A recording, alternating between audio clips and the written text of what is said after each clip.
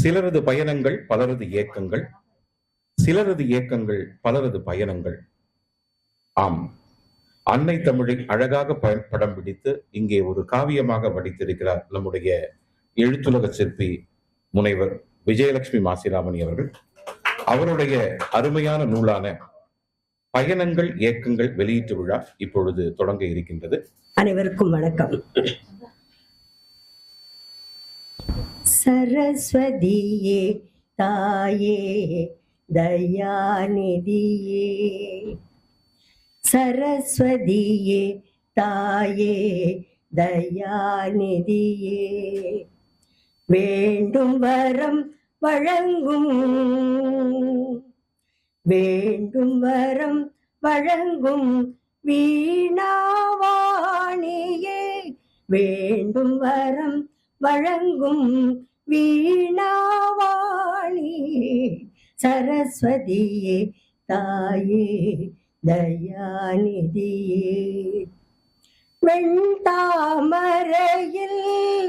வீற்றிருப்பவளே, வெண்தாமரையில் வீற்றிருப்பவளே, வித்யாதேவியே தாயே, நல்வாக்கில் இருப்பவளே நான் முகன் நாயகியே, நல்வாக்கில் இருப்பவளே நான் முகன் நாயகியே, சரஸ்வதியே தாயே தயாநிதியே, பயணங்கள் ஏக்கங்கள் என்ற தலைப்பினிலே பயன்படும் வகையிலே கண்ட காட்சிகளை, பயணங்கள் ஏக்கங்கள் என்ற தலைப்பிலே பயன்படும் வகையிலே கண்ட காட்சிகளை பக்குவமாய் பதிவு செய்து நனவாக்க எண்ணும் பக்தை,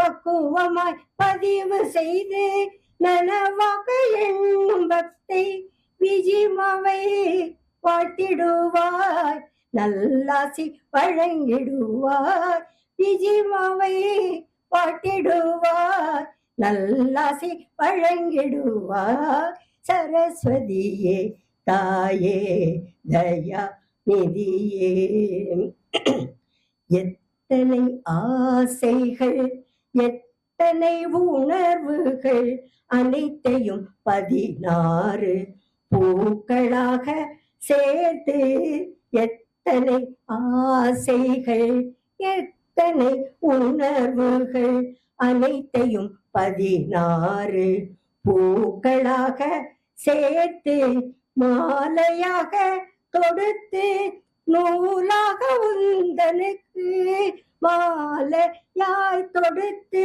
நூலாக உந்தனுக்கு சூட்டுகின்றோம் மகிழ்கின்றோம் வாழ்த்திட வேண்டுகின்றோம், சூட்டுகின்றோம் மகிழ்கின்றோம் வாழ்த்திட வேண்டுகின்றோம், சரஸ்வதியே தாயே தயாநிதியே, விஜிமவன் கனவுகளும் நனவாக வாழ்த்திடுவார், சரஸ்வதியே தாயே தயாநிதியே வாழ்த்திடுவாயே. நன்றி. கலை மகளையும் அருமையான முறையிலே இங்க வாழ்த்திட்ட எங்கள் அருமை அம்மா தமிழ் திரு முனைவர் வாசுகி கண்ணப்பன் அவர்களுக்கு எங்கள் நெஞ்சார்ந்த வணக்கங்களை இந்த நேரத்திலே தெரிவித்துக் கொள்கின்றோம். கலை மகளை வாழ்த்தி அந்த தருணத்தோடு முந்தி பிறந்தவளை மொழிக்கெல்லாம் தலைமகளை கவிஞர்கள் சிந்தனை வான் மீது சிறகடிக்கும் செந்தமிழ் தாயையும் வணங்கி எங்களுடைய இன்றைய நிகழ்வை இங்கே தொடங்குகின்றோம். வந்தாரை வாழ வைப்பது தமிழகம், இங்கே வந்திருப்போரை வரவேற்பது நம் வழக்கம். அதன்படி இங்கே வந்திருக்கக்கூடிய தமிழை சுவாசிக்க வந்திருக்கக்கூடிய உங்கள் அத்துணை பேரையும் வரவேற்பதற்காக நம்முடைய வசந்தா பதிப்பகத்தின் பதிப்பாளர் முனைவர் பாட்டழகன் அவர்களை அன்போடு மேடைக்கு அழைக்கின்றோம். கவிஞர், எழுத்தாளர், உரையாளர், சூரிய தென்றல் நிறுவனர் தலைவர் டாக்டர் விஜயலட்சுமி மாசிலாமணி அவர்கள் எழுதிய பயணங்கள் ஏக்கங்கள் நூல் வெளியீட்டு விழாவிற்கு வருகை தந்திருக்கின்ற சான்றோர்களே, பெரியோர்களே, தாய்மார்களே, நண்பர்களே, பத்திரிகையாளர்களே, கவிஞர்களே, எழுத்தாளர்களே, உங்கள் அனைவருக்கும் என்னுடைய பணிவான வணக்கத்தை நான் தெரிவித்துக் கொள்கிறேன். இந்த அரங்கத்திலே எங்கே எழுத்தாளர்கள் இருக்கிறார்கள், எங்கே பத்திரிகையாளர்கள் இருக்கிறார்கள், எங்கே நூற்றுக்கணக்கான மக்கள் இங்கே இருக்கிறார்களா என்று கேட்டால், அந்த நூற்றுக்கணக்கான மக்களினுடைய பிரதிநிதிகளாக இங்கே ஒவ்வொருவரும் அமர்ந்திருக்கிறார்கள். ஆக இந்த அரங்கம் நிறைந்து நிரம்பி வருவதாக நினைத்து என்னுடைய வரவேற்புரையை ஆற்ற நான் வந்திருக்கிறேன். இது ஒரு மாபெரும் இலக்கிய திருவிழாவாக மட்டுமல்லாமல் இந்த நூல் வெளியீட்டு விழா என்னுடைய குடும்ப விழாவாக நினைத்து இங்கே நான் நிற்கிறேன். ஏனென்றால் என்னுடைய தந்தையார் எனக்கு கொடுத்து விட்டு போன சொத்துக்களில் ஒரு மாபெரும் சொத்து விஜயலட்சுமி மாசிலாமணி அவர்கள். அவர் என்னுடைய மூத்த சகோதரி.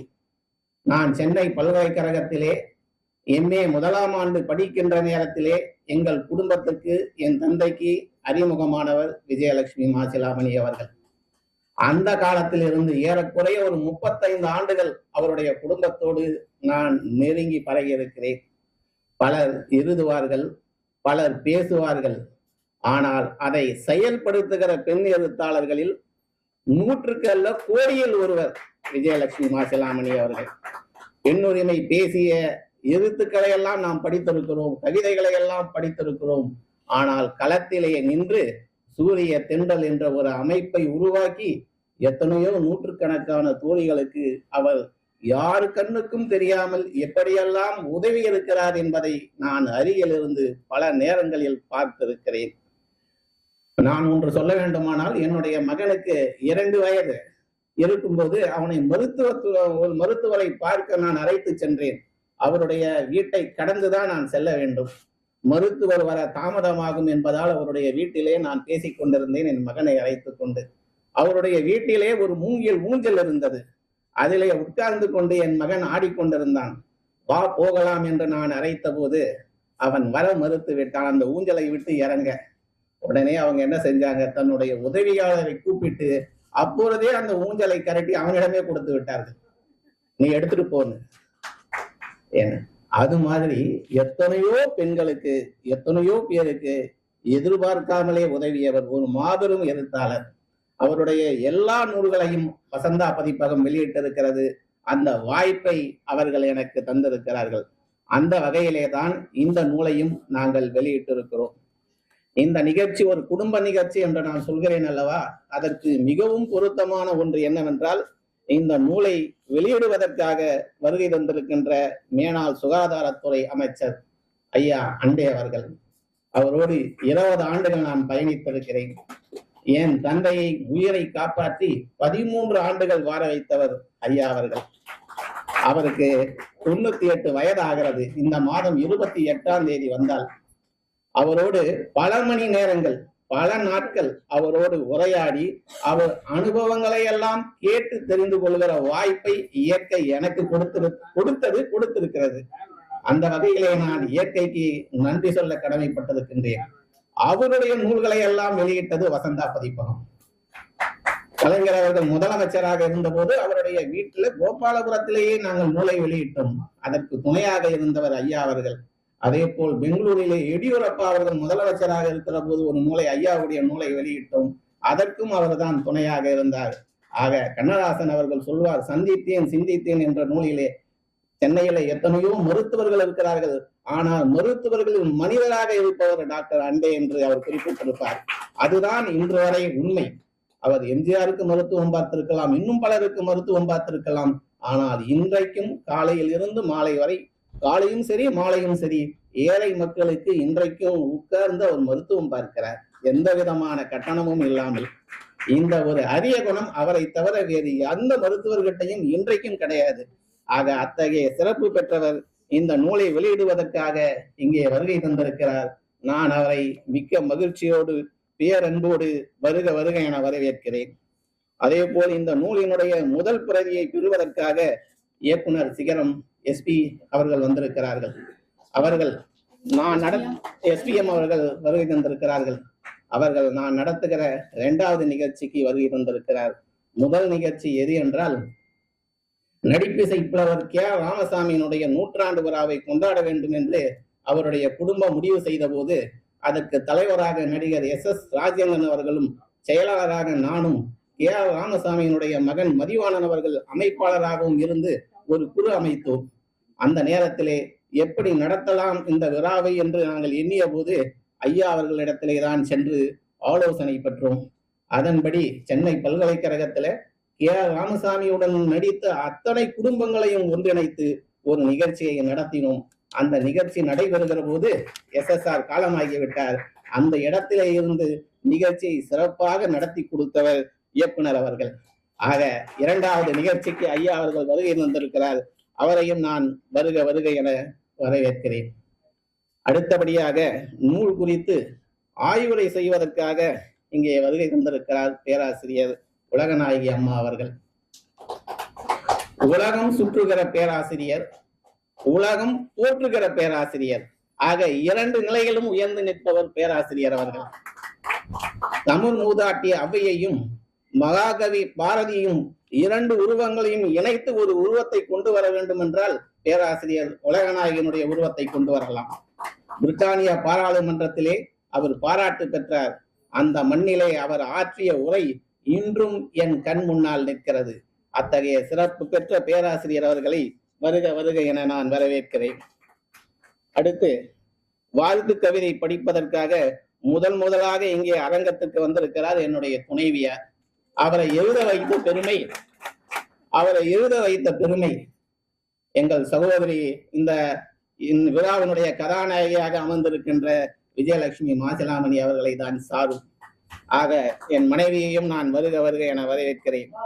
அதுக்கு அடுத்தபடியாக இங்கே தமிழ்த்தாய் வாழ்த்தை பாடினார்கள். சரி, இறை வணக்கம் பாடினார்கள்.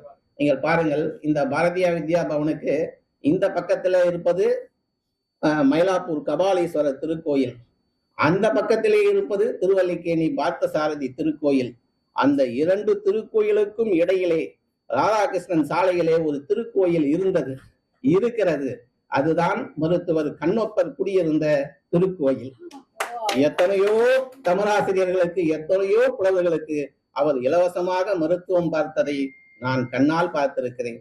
என் தந்தையே பலரை அவருக்கு அறிமுகப்படுத்தினார். அவர்களுக்கெல்லாம் அவர் இலவசமாக மருத்துவம் செய்தார். நான் எப்பொழுதெல்லாம் அந்த சாலையை கடந்து செல்கிறனோ அப்பொழுதெல்லாம் அந்த திருக்கோயிலை வணங்கி செல்வேன். இது என்னுடைய இயல்பு. அந்த நடமாடும் திருக்கோயிலினுடைய நிழலாக இருந்து தமிழ் பணியாற்றுகின்ற அம்மா தமிழ் திரு முனைவர் வாசுகி கண்ணப்பன் அவர்களையும் நான் வருக வருக என வரவேற்கின்றேன். நன்றி உரையாற்றுவதற்காக இங்கே வருகை தந்திருப்பவர் பெருங்கவிஞர் குமரிச்செழியன் அவர்கள். அவர்களையும் நான் வருக வருக என வரவேற்கின்றேன். மேலும் கவிஞர் எழிலன் அவர்கள் வந்திருக்கிறார், கவிஞர் முத்தரசன் அவர்கள் வந்திருக்கிறார், அம்மா விஜயலட்சுமி அவர்கள் வந்திருக்கிறார்கள், இன்னும் பலர் இங்கே வருகை தந்திருக்கிறார்கள். அத்தனை பேரையும் வருக வருக என மகிழ்ச்சியுடன் வரவேற்று அமைகிறேன். நன்றி, வணக்கம்.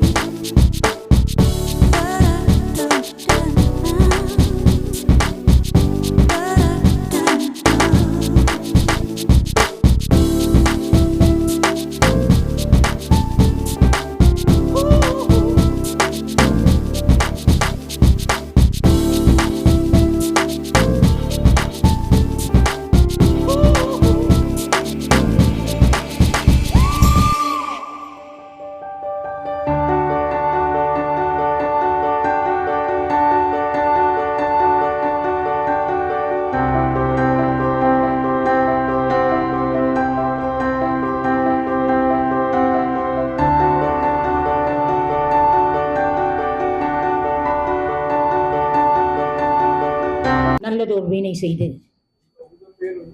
அதை நலங்கட புழுதியில் எறிவதுண்டு. சொல்லடி சிவசக்தி என்னை சுடர்மிகு அறிவுடன் படைத்து விட்டாய்.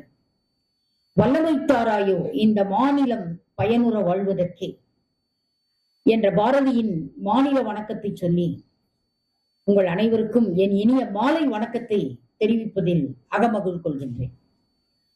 தென்னவன் பொறுப்பிலே இருந்து சங்கத்து இருப்பிலே வளர்ந்து இன்றைக்கு பாரதிய வித்யாபவன் வந்திருக்கின்ற தமிழே தாயே, உமக்கு தனி வணக்கம் தந்தபின் என் உரையின் துவக்கம். பயணங்கள் ஏக்கங்கள் என்ற தன்னுடைய 22வது நூலை இன்றைக்கு எழுத்துலக மேதை, எழுத்துலக சிற்பி, பழகுதற்கு இனியவர், புன்சிரிப்பை தன்னுடைய சொத்தாக கொண்டவர், வணக்கத்திற்குரிய அம்மா விஜயலட்சுமி மாசிலாமணி அவர்கள் ஒரு அற்புத சிந்தனையாளர். மாசிலாமணி கொடுத்து வைத்தவர். இப்படிப்பட்ட ஒரு பெண்மணியை வாழ்க்கை துணைவியாக பெறுவதற்கு உண்மையிலே இறையருள் துணை நிற்க வேண்டும். மாசு இல்லாத மணி என்பதால் விஜயலட்சுமி மனைவியாக வந்திருக்கிறார். அதே போல் இன்னொரு பக்கமும் சொல்ல வேண்டும். எழுத்தாளர் விஜயலட்சுமி அவர்களுடைய எழுதுகோல் வீசப்பட முடியாத நிலையில் அதை செங்கோலாக மாற்றிய பெருமை மாசிலாமணிக்கு உண்டு. அவர் ஒரு இயற்பியல் விஞ்ஞான அறிஞர். ஆனால் தமிழ் கூறும் நன்னூலில் தன் மனைவிக்கு ஒரு தனி பங்களிப்பை கொடுத்து அவர்கள் எழுத்துலகில் பெருமை பெறுவதற்காக மிகச்சிறந்த ஒரு கணவராக தன்னுடைய வாழ்க்கை அவர் நடாத்தி வருகிறார்கள். இன்றைக்கு இந்த நூல் அகவை 91 நிரம்பிய வணக்கத்திற்குரிய அண்ணன் SPM அவர்கள் கரம் பெற்றிருக்கிறது. வெளியிட்ட கரமோ மருத்துவ மாமேதை ஐயா திரு டாக்டர் ஹண்டி அவர்கள் வயது அகவை 98 அவர்கள் வெளியிட 98 அகவை வெளியிட 91 அகவை பெற்ற புத்தகம் இப்பொழுது இந்த மேடையிலே பிறந்திருக்கிறது. நான் என்னுடைய அணிமுறையிலே குறிப்பிட்டதை கவிஞர் உதயகுமார் அவர்கள் அழகாக எடுத்து சொன்னார்கள். 100 ஆடுகளை மேய்ப்பதை விட கடினமான பணி ஒரு புத்தகத்திற்கு அணிந்துரை எழுதுவது என்பது.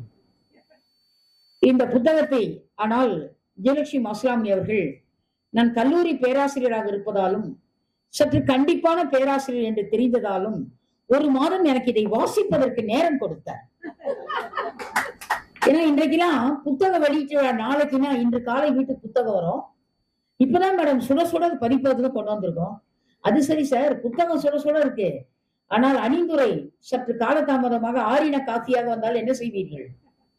இப்படி நீங்கள் செய்வது தவறு என்று நான் கோபித்துக் கொள்வேன். இதில் வேற நாளைக்கு புத்தகம் வெளியிட்டு விழா, இன்றைக்கு புத்தகம் கொடுத்து விட்டு நாளைக்கு அணிந்துரை தர வேண்டும் என்று கேட்டதோடு மட்டும் இல்லாமல் விழாவிற்கு வந்து பேச வேண்டும் என்று வேற கேட்பார்கள். எல்லாம் 24 மணி நேரத்துக்குள் நடக்க வேண்டும். அறிஞர் மூவா அழகாக சொன்னார், பேரறிஞர் மூவா அழகாக சொன்னார், அவசர கோலம் அள்ளி தெரித்தார் போல் 2 காரியம் செய்யக்கூடாது. ஒன்று புத்தக வெளியீட்டு விழா, இன்னொன்று பதிப்பக பணி விழா. இந்த பதிப்பக பணியையும் புத்தக வெளியீட்டையும் பொறுமையாக செய்ய வேண்டும்.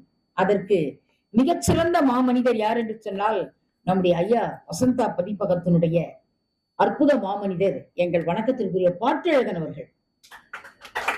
ஆலந்தூர் மோகனரங்கனுடைய செந்தமிழ் கல்லூரி கல்வி இலாக்கா இந்த தேசத்திற்கு கொடுத்த ஒரு மாபெரும் கொடைதான் பாட்டழகன் அவர்கள். பாட்டழகன் கல்லூரிகள் தோறும் தமிழ் துறைகளுக்குள்ளே நுழைந்து கல்லூரி முதல்வர்களை கைவர பெற்று தமிழ்துறை தலைவர்களை சிறையெடுத்து ஆண்டுதோறும் என்ன செய்வார், ஒரு தேசிய கருத்தரங்கம், ஒரு பன்னாட்டு கருத்தரங்கம் என்று பல கருத்தரங்களை நடத்திய மாபெரும் மனிதர். அவங்களுடைய வாழ்க்கை துணைவி இன்றைக்கு ஒரு அற்புத கவிதையை தர வந்திருக்கிறார்கள் சங்கமித்திரை. நாங்கள் எல்லோரும் ஒன்றாக சேர்ந்து ஒரு மாதத்திற்கு முன்னால் 2 மாதத்திற்கு முன்னால் லண்டன் மாநகர் சென்றிருந்த பொழுது UK பாராளுமன்றத்தில் 103 தமிழ் அறிஞர்களுக்கு சிறப்பு செய்யப்பட்டது. UK பாராளுமன்றத்தில் அங்க பாராளுமன்றத்தினுடைய மேனாள் MP-யாக பணியாற்றிய வணக்கத்திற்குரிய திரு அப்பு அவர்கள் இந்த நிகழ்ச்சியை மிக அருமையாக நடத்தி கொடுத்தார்கள். பாட்டழகன் அவர்களுக்கு UK பாராளுமன்றத்துக்குள்ள நுழைகிற போது நாங்கள் எல்லாம் ஒன்றாக சேர்ந்து பாட்டழகன் வாழ்க என்று பாடி மகிழ்ந்தோம். 103 தமிழறிஞர்களும் எப்படி சிறப்பு செய்யப்பட்டார்கள் என்று கேட்டால், தமிழகத்திலிருந்து வந்தவர்கள் 21 பேர், உலகம் முழுவதிலிருந்து வந்தவர்கள் 103 பேர், 44 நாடுகள் தமிழறிஞர்கள் இந்த நிகழ்ச்சிக்கு வந்தார்கள். பாட்டழகன் இன்றைக்கு இந்த புத்தக வெளியீட்டு விழாவை எப்படி பொறுமையாக செய்கிறாரோ அதே போல் UK பாராளுமன்றத்தில் 103 தமிழறிஞர்கள் பாராட்டு விழாவும் பொறுமையாக செய்தார். அவரை போல் ஒரு மிகச்சிறந்த தமிழ் சிந்தனையாளனையோ தமிழ் அறிஞனையோ தமிழர்கள் வளமாக வாழ வேண்டும் என்ற கனவு உடையவரையோ நாம் இன்னொருவரை பார்த்து விடுவதற்கு வாய்ப்பில்லை தமிழகத்தில் என்றுதான் சொல்வேன். அப்படிப்பட்ட ஒரு அறிஞர் நம்முடைய பாட்டழகன் அவர்கள். இன்றைக்கு இந்த மேடை ஒரு கனமான மேடை. வாழ்க்கை இன்றைக்கு எப்படி என்று புரிந்து கொள்ளாத எவ்வளவோ ஏக்கங்கள் இருக்கிறது. அதில் ஒரு பெரிய ஏக்கம், உலக நாடுகள் எல்லாம் தயாராக இருக்கிறது, ஓடும் நதி ஓடிக்கொண்டிருக்கிறது, ஓடும் நதியும் உனக்காக, இந்த உலகம் நமக்காக என்று சிந்திக்கக்கூடிய சிந்தனையை முழுமையாக அனுபவித்த எழுத்தாளர் அம்மா விஜயலட்சுமி மாசிலாமணி அவர்கள். இந்த நூலிலே கிட்டத்தட்ட 9 நாடுகளின் உள்ளூர் அமைப்புகளிலிருந்து குறுக்கு தெருவரை உள்ளே போயிருக்கிறார். அதாவது எந்த நாடுகளில் துருக்கியில் இருக்கக்கூடிய செகண்ட் கிராஸ் ஸ்ட்ரீட்டை விட உள்ள நுழைஞ்சிருக்காங்க. ஆக இவர்கள் நுழையாத இடம் எதோ ஒன்று இருக்குமே, ஆனால் இனிமேல் கொலம்பஸ் கண்டுபிடித்தால்தான், உலக வரைபடத்தில் இன்னொரு நாடு கண்டுபிடிக்கப்பட்டால்தான். இன்றைக்கு இந்த அரங்கம் ஒரு அற்புதமான அரங்கம். பேராசிரியர் டிக்கெட்டும் வெற்றியை தரக்கூடிய பேராசிரியர் வணக்கத்திற்குரிய தீவே விஜயலட்சுமி இங்கே அமர்ந்திருக்கிறார்கள். எங்கள் பாரதியார் சங்கத்தினுடைய துணை தலைவர்கள் வணக்கத்திற்குரிய வாசுகி கண்ணப்பன் அவர்களும், கலைமாமணி வாசுகி கண்ணப்பன் அவர்களும், வணக்கத்திற்குரிய எழுத்துலக மேதை ரேவதி ராதாகிருஷ்ணன் அவர்களும் இங்கே அமர்ந்திருக்கிறார்கள். இந்த அரங்கம் ஏன் இவ்வளவு இளமையாக இருக்கிறது என்று பார்த்தேன். குமரி வந்திருக்கிறார் நன்றி சொல்வதற்காக. குமரி செழியன் வந்திருக்கிறார். எங்கள் குமரி வந்திருப்பதாலே இந்த அரங்கம் இளமையாக இருக்கிறது என்றுதான் நான் அடிக்கடி சொல்லுவேன். வணக்கத்திற்குரிய எங்கள் பாரதியினுடைய கனவை நனவாக்கி கொண்டிருக்கக்கூடிய குமரி செழியன் அவர்கள் வந்திருக்கிறார்கள். அதை விட பெரிய சிறப்பு என்னவென்று கேட்டால், என்னுடைய 12 வயதிலிருந்து 16 வயது வரை எனக்கு மருத்துவராக இருந்த மேதை ஐயா மருத்துவ அண்டி அவர்கள் இங்கே வந்திருக்கிறார்கள். ஒரு அற்புத சிந்தனையாளன், ஒரு அற்புதமான மருத்துவ உலக மாமேதை. இன்றைக்கும் 98 அகவையிலும் அவர் ஏழைகளுக்கு மருத்துவம் பார்த்து கொண்டிருக்கிறார். அவருடைய அண்டை மருத்துவமனையில் சென்னை மருத்துவம் பார்த்து கொண்டிருக்கிறார் என்று சொன்னால் எவ்வளவு பெரிய ஒரு சிறப்பு என்பதை சிந்திக்கலாம். நான் சொன்னேன் இது கனமான மேடை என்று சொன்னேன். ஒரு பக்கம் தமிழ் விரும்பி சுவர் சந்திரசேகரன், ஒரு பக்கம் நம்முடைய பொதிகை மின்னல் வசீகரன், இவர்களெல்லாம் கூடி இந்த அற்புத திருவிழாவை இங்கே நடத்துவதற்காக வந்திருக்கிறார்கள். இந்த பயணங்கள் இயக்கங்கள் என்ற நூலை ஒவ்வொருவரும் வாசிக்க வேண்டும்.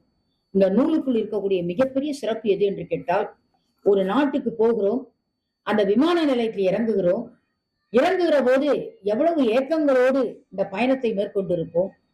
அப்படி அந்த ஏக்கங்களோடு அங்கே இறங்குற பொழுது தமிழ் கலாச்சாரத்திற்கும் தமிழ் மொழிக்கும் தமிழனுக்கும் இடையே ஒரு பாலம் இங்கே இருக்குமா என்று முதலில் மனம் தேடுகிறது.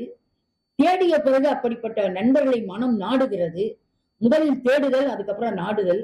இது 2 கிடைத்த பிறகு அடுத்து என்ன என்று கேட்டால் தமிழ் வேட்டை தான். அங்கே தமிழ் வேட்டையாடப்படுகிறது. இது போன்ற ஒரு தன்னிகர் இல்லாத எழுத்துலக மாமேதை தன் மகனுக்கு திருஞான சம்பந்தம், மருத்துவருக்கு திருஞான சம்பந்தம் என்று பெயர் வைத்திருக்கார் பாருங்க மாசிலாமணி ஐயா, இல்லைங்களா? ஆக குடும்பமே தமிழ் உணர்வுடைய ஒரு குடும்பம்.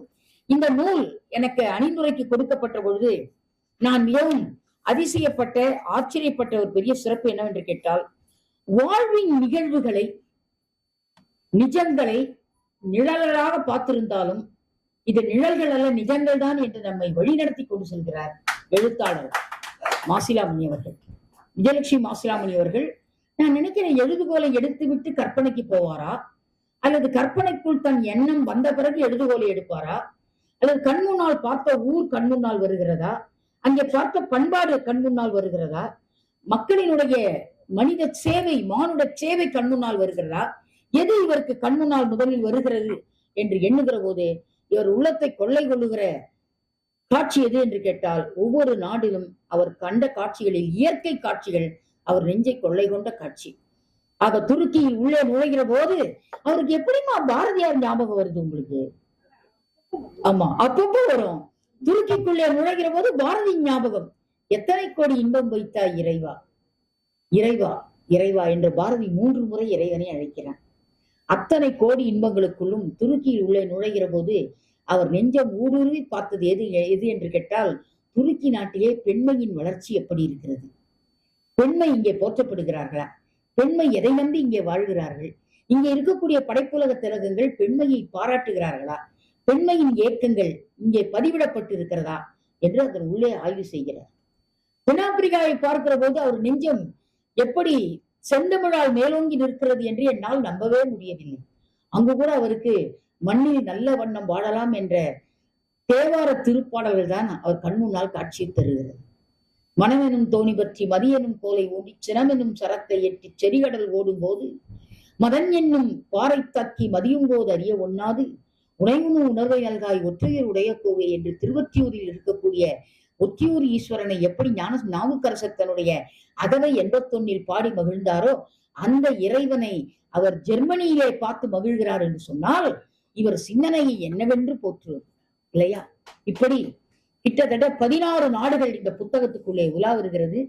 இந்த நூலை படித்து முடித்த பிறகு நாம் எப்போ பாஸ்போர்ட் வாங்க போறோம் என்ற எண்ணம் மக்களுக்கு வந்துடும். மனிதநேய மாமணி எங்கள் வணக்கத்திற்குரிய சென்னை கம்பன் கழகத்தினுடைய காலத்தச்சனாக செயல்படக்கூடிய ஒரு தேவர் உலகத்தின் தச்சன் என்று சொன்னால் இது எங்கள் ஐயா எஸ்பிஎம் அவர்கள். அந்த எஸ்பிஎம்லயே என்ன கேட்டீங்கன்னா, service to the humanity it's a perfect time. அதான் எஸ்பி. எம் என்ன? மனிதநேய மாமணி, மணியை விரும்பாத மாமணி இல்லையா? அவருடைய ஆடை எப்பொழுதும் வெள்ளாடைதான். ஏன் தெரியுமா? கருப்பு வெள்ளை திரைப்பட காலத்திலே இருந்து இன்றைக்கு கலர் திரைப்படம் வரை வெள்ளையாகவே இருக்கிறார்.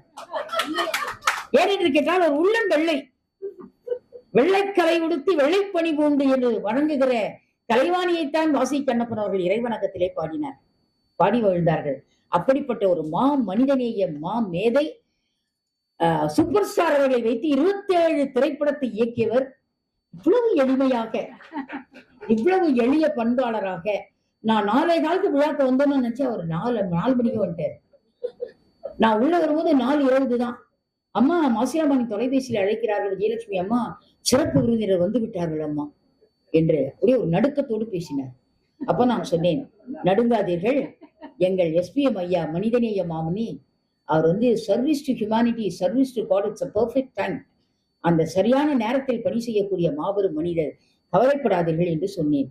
நாங்கள் மேல 2ஆம் தளத்துக்கு வருவதற்குள்ளே எங்கள் இளைஞர் மருத்துவ மாமணி 98 வயது நிரம்பியவர் அரங்கத்துக்கு வந்து விட்டார். எங்கள் ஐயா மருத்துவ மாமேதை ஹண்டி அவர்கள் வந்து விட்டார்கள். இவர்கள் இருவரும் வந்த பிறகுதான் இந்த அரங்கத்தில் உட்கார்ந்திருக்கிற மக்கள் ஒவ்வொருவராக வந்தார்கள். அதை பற்றிய கவலையே இல்லை எங்களுக்கு. ஏன் என்று கேட்டால், வருவீர்கள் என்ற நம்பிக்கை ஒரு பக்கம், இன்னொரு பக்கம் சிறப்பு விருந்தினர்கள் விழாவை நடத்துகிறவர்களுக்கு எந்த ஒரு சோதனையும் தராமல் அவர்கள் உள்ளே வந்ததற்கு காரணம் அவர்கள் சாதனையாளர்கள். அதனால் அவர்கள் சோதனை கொடுக்க மாட்டார்கள் என்பதை நாம் சிந்தித்து பார்க்கலாம். இந்த அன்புரையில் இன்னும் 2 கருத்து சொல்லி நான் இந்த உரைக்கு திரையிட விரும்புகிறேன். நான் எழுந்து வருகிற போதே மருத்துவ திலகம் ஐயா அண்டே சொன்னார், பேச்சாளர்களை சற்று குறைவாக பேச சொல்லுங்கள் என்று சொன்னார். அதனால் என்னுடைய உரைக்கு நான் திரையிடுவதற்கு முன் முக்கிய கருத்தை இந்த இடத்திலே பேச ஆரம்பிக்கிறேன். இதயம் பேசுகிறது மணியன், உலகை வலம் வந்த லேனா தமிழ்வாணன், உலகை வலம் வந்து கொண்டிருக்கக்கூடிய எழுத்தாளர் சிவசங்கரி, இவர்கள் 3 பேரும் சேர்ந்த ஒரு கலவை விஜயலட்சுமி மாசிலாமணி. சிவசங்கரி எழுத்துக்களில் இருக்கக்கூடிய நம்பிக்கை விஜயலட்சுமி எழுத்துக்களிலே தெரியும். லேனா தமிழ்வாணன் ஒரு பத்திரிகையாளனாக உள்ளே பூந்து என்னென்ன நாடுகளில் என்னென்ன தகவல் இருக்கிறது என்பதை தகவல் சுரங்கமாக தந்து விடுவார். அவரோடு நட்பு கொண்டதாலும் அன்பு கொண்டதாலும் விஜயலட்சுமி மாசிலாமணி அவர்கள் ஒரு நாட்டை பற்றி, சிங்கப்பூரை பற்றி எழுதுகிறார் என்று சொன்னால் டாப் டு பாட்டம் எழுதுகிறார். அதை படிச்சு முடிச்ச பிறகு நீங்க சிங்கப்பூர் போய் இறங்குகிற போது உங்களுக்கு கையில மேப்பே வேணாம், அவங்க படித்த கட்டுரையே கண் முன்னால் வலம் வந்து கொண்டிருக்கும். அப்படிப்பட்ட ஒரு சிந்தனை. அதனால் லேனா தமிழ்வாணனுடைய தகுதிசால் பார்வை ஒரு பக்கம், இன்னொரு பக்கம் இதயம் பேசுகிறது மணியன். இதயம் பேசுகிறது என்ற அற்புத பத்திரிகையிலே உலகை வலம் வரக்கூடிய ஆசையை என்னுடைய 17 வயதில் நான் இதயம் பேசுகிறது மணியனுடைய கருத்துக்களை படித்ததாலேயே, இதயம் என்ற பத்திரிகையை படித்ததாலேயே 1991 நான் பாஸ்போர்ட் வாங்கி முதல் மலேசியாவுக்கு போனேன்.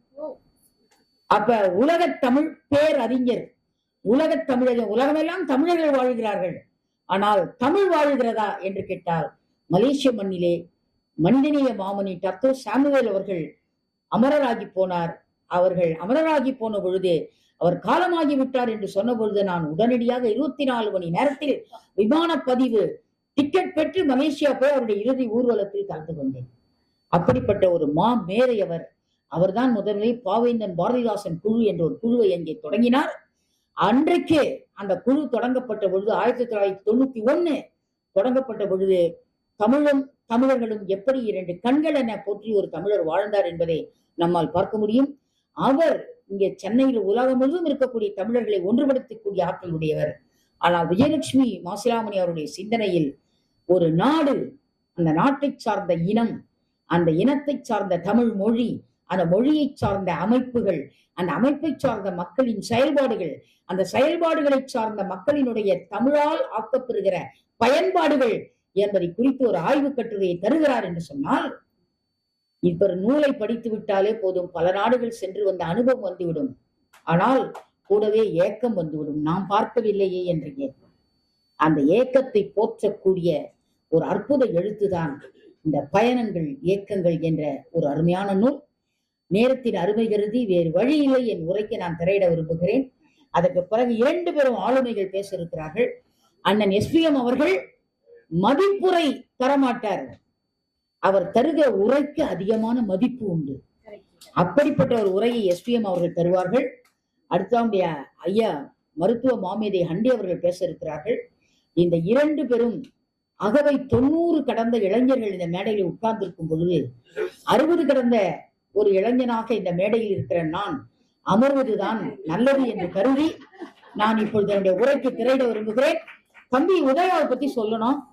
எங்களை எல்லாரும் பாராட்டிய போது உதயாவை அப்பயே பாராட்டிட்டு இருக்கணும். ஏன்னா பல மேடைகள்ல இணைப்புரையாளரை பாராட்டவே மாட்டாங்க, மறந்துடுவாங்க. ஆனா விஜயலட்சுமி அப்படி கிடையாது, எப்பவுமே பாராட்டுவாங்க, பாராட்டி சிறப்பு செய்வாங்க. உதயகுமார் அவருடைய செந்தமிழ் ஒரு ஆழமான ஒரு செந்தமிழ். அவருடைய இணைப்புரைகள் எல்லாம் நாம் தமிழ் பிடிக்கவில்லையே என்ற ஏக்கத்தை அரங்க மக்களுக்கு தரும். அப்படிப்பட்ட ஒரு இணைப்புரையாளர் நம்முடைய உதயா அவர்கள், ஒரு அற்புதமான மனிதர். அம்மா சங்கமித்திரருடைய வாழ்த்து கவிதை இப்பொழுது கேட்க இருக்கிறோம். சங்கமித்திரருடைய சிறப்பு மட்டும் ஒன்று சொல்லி என்னுடைய உரைக்கு திரையிட விரும்புகிறேன். பாட்டழகன் ஐயா அவர்களோடு அவர்கள் UK லண்டன் பயணம் வந்த பொழுது எங்கள் எழுத்து உலக சிற்பி, பேச்சு உலக விரும்பி எங்கள் ஐயா பார்த்திபன் ஐயா இங்கே அமர்ந்திருக்கிறார்கள். மிக அருமையான சங்கமித்திரி அவர்கள் அந்த நாட்டுக்கு வந்த போது 103 தமிழறிஞர்கள் சிறப்பு செய்வதற்கு பாட்டழகன் வேலையோ வேலை ஓடிக்கொண்டிருந்தார். சில நேரம் ஹோட்டலில் தனிமையில் கூட இருந்தார்கள் சங்கமித்திரை. அவரை விட்டு நாங்கள் எல்லாம் அவர் பின்னால் ஓடிக்கொண்டிருந்தோம். அவர் மனைவி வந்திருக்கிறார் என்ற எண்ணமே யாருக்குமே இல்லை. அப்படி நாங்கள் பாட்டழகனை வேலை வாங்கினோம். ஆனா அம்மா இன்முகத்தோடு ஒவ்வொரு பேச்சாளரையும், ஒவ்வொரு சிறப்பு விருந்தினரையும், அவங்க மலேசியாவா, சிங்கப்பூரா, அவங்க பிரான்ஸா, அவங்க ஸ்பெயினா, அவங்க துருக்கியா, ஜெர்மனா, அவங்க லண்டனா, அவங்க சுவிட்சர்லாந்தா, அவங்க ஜூரிச்சா, ஒவ்வொருவரையும் அம்மா சங்கமித்திரை அப்படி இன்முகத்தோடு கவனிச்சாங்க. அங்க நன்றி சொல்ல எனக்கு நேரம் கிடைக்கவில்லை. இந்த மேடையிலே நன்றி தெரிவிக்கிறேன் பாட்டழகன் அவர்களுக்கும் சங்கமித்திரை அவர்களுக்கும். வசந்தா பதிப்பகத்தின் இந்த நூல் வசந்தம் வீசுகிற நூல் என்று சொல்லி என் உரைக்கு திரையிட விரும்புகிறேன். நன்றி, வணக்கம்.